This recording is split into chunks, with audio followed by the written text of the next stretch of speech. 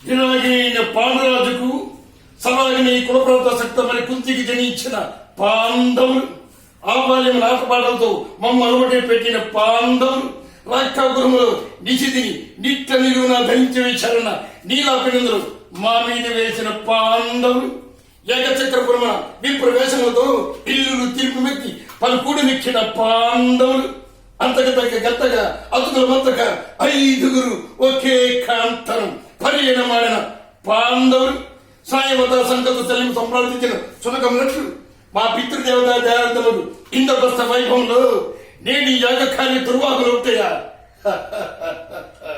నరకలోక ప్రయాణం తమ తండ్రి యమలోక నుండి స్వర్గలోకం చేర్చిన దీని ఆంతర్యమత ఏమి కల్పనాచాతుర్యము, ఏమి కల్పనాచాతుర్యము అయినను కుంతి మూలమున స్వర్గ నరకాధిపతి పాండురాజు ఉత్తమదే కదా.